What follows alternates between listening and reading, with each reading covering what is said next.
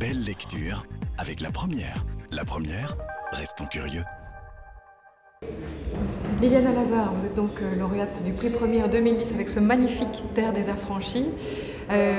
Sans doute on vous a posé la question 15 fois déjà aujourd'hui. Qu'est-ce que ça représente un prix comme ça quand on est voilà, un jeune romancier? Qu'est-ce que ça représente? J'imagine beaucoup de bonheur, mais est-ce que c'est une piste de lancement aussi pour le livre? Je l'espère, je l'espère. C'est vrai que le livre a eu un très bon accueil déjà en France, dans les librairies, dans la presse, il y a eu beaucoup d'articles.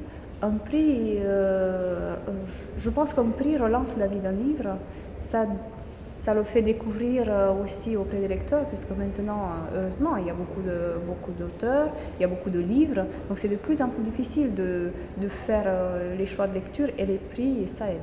Vous vous souvenez quand on vous a téléphoné quelques jours avant la publication officielle du résultat ici, c'était un samedi dans l'après-midi, il y avait dans le bureau du prix Première les 12 jurés, tout le staff du prix Première, on était tous derrière le téléphone avec le haut-parleur et on vous a eu à la maison. Vous faisiez quoi à ce moment-là? Vous pensiez qu'on allait vous appeler?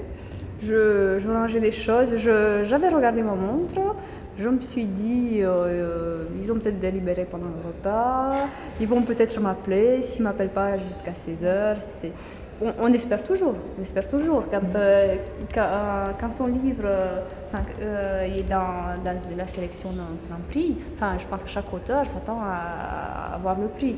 Mais c'est vrai aussi que c'est un prix important, il y a aussi un montant important, mais le plus important, c'est une reconnaissance, c'est une consécration, une reconnaissance, on se dit vraiment, il est réussi, il plaît, voilà.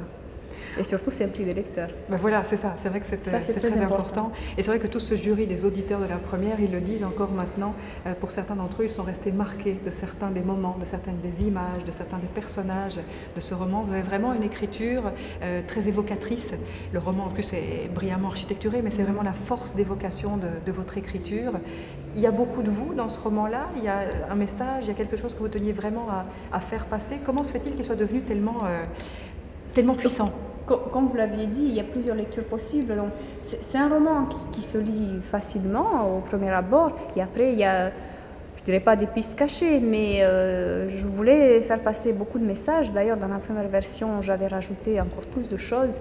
Et ça devenait difficile à suivre quand il y a trop de pistes dans un roman.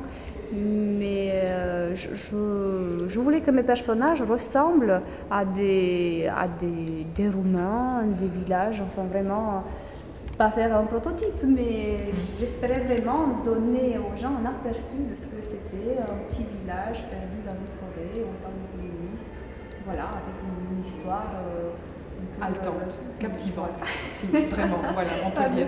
Vous êtes trop modeste pour le dire, mais nous on peut le dire. Il est remarquable, ce roman-là. Moi je suis très fière que Terre des Affranchis soit le prix Première 2010. Merci beaucoup. C'est moi qui vous remercie. Belle lecture avec la première. La première, restons curieux.